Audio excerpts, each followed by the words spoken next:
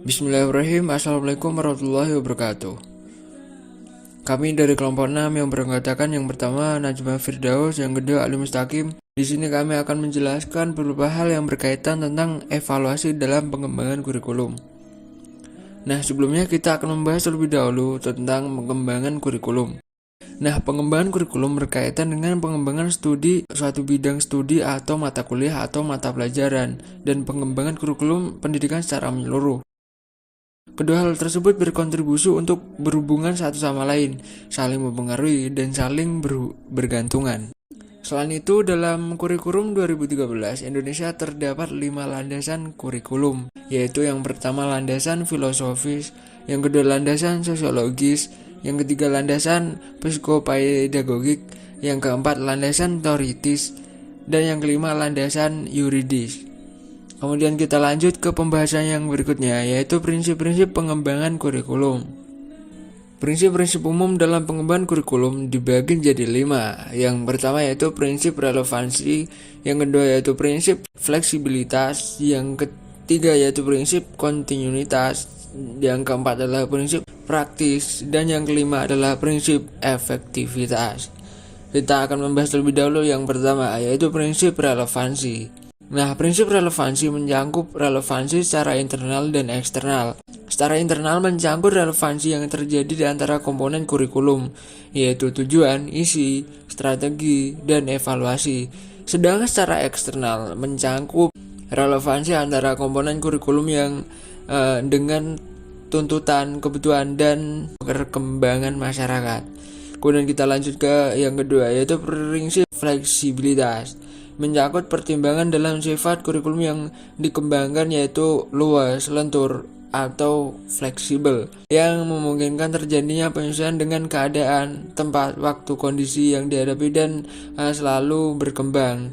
Dalam kaitan ini menyangkut pula pertimbangan terhadap keberadaan peserta didik dalam hal kemampuan dan latar belakang kehidupannya. Kemudian yang ketiga yaitu prinsip kontinuitas, adalah kesinambungan dalam kurikulum, baik secara vertikal, yakni bertahap dan berjenjang, maupun secara horizontal, baik dalam tingkat kelas ataupun jenjang pendidikan dan antar jenjang pendidikan dengan jenis pekerjaan.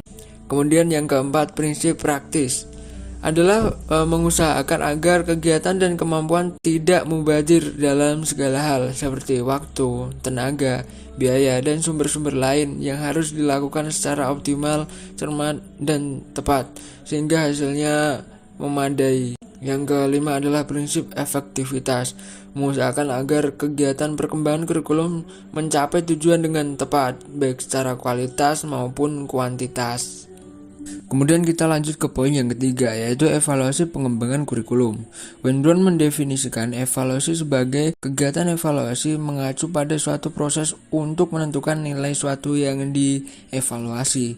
Sejalan dengan pendapat tersebut, Guba dan Likon mendefinisikan evaluasi merupakan suatu proses memberikan pertimbangan mengenai nilai dan arti sesuatu yang dipertimbangkan. Suatu yang dipertimbangkan dapat berupa orang, benda, kegiatan, keadaan, atau suatu kesatuan tertentu. Hal yang menjadi karakteristik evaluasi, yaitu evaluasi merupakan suatu proses dan berhubungan dengan pemberian nilai atau arti. Pihak-pihak yang terkait dengan perkembangan kurikulum.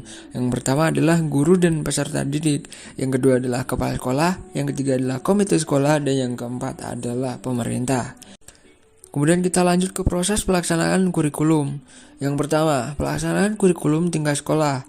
Pelaksanaan pengembangan kurikulum tingkat sekolah dilakukan oleh kepala madrasah selaku administrator dan supervisor madrasah yang bertugas untuk memberikan arahan kepada seluruh stakeholder madrasah, terutama guru, untuk dapat menjalankan tugasnya dengan baik sehingga dapat mengembangkan kurikulum madrasah menjadi lebih baik. Kemudian yang kedua, pelaksanaan kurikulum tingkat kelas.